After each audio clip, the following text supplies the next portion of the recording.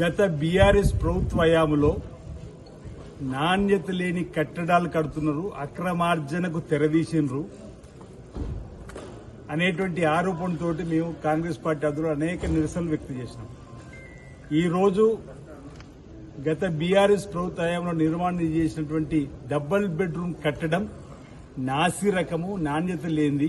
ఆనాడు మేము ఆందోళన చేసినాం. ఇప్పుడు ఎక్కడైతే కూలిందో, ఈరోజు కుంగిందో, నేను గరీమా అగర్వాల్ గారు, గౌరవ కలెక్టర్ గారు కలిసి స్వయంగా డబుల్ బెడ్రూమ్ పరిశీలించి వెంటనే వాటిని తిరిగి నిర్మాణంలో తీసుకుని వచ్చి లబ్ధిదారులకు అందజేయాలని చెప్పని పరిశీలించడానికి వెళ్లి మేము నిలబడితేనే కుంగిపోయింది. అంటే వాళ్ళ యొక్క నాసిరక కట్టడాలు, నాణ్యత లేని కట్టడాలు, అడ్డదారిలో డబ్బును దోచుకొని కాంట్రాక్ట్ ద్వారా పెట్టుకోవడానికి చేసినటువంటి కట్టడాలు మేము చేసిన ఆరోపణ నేను నిజమైంది. కాళేశ్వరం కుంగిపోయింది, సుందీళ్ళ అన్నారం దగ్గర సీపేజ్ బుంగలు వస్తున్నాయి.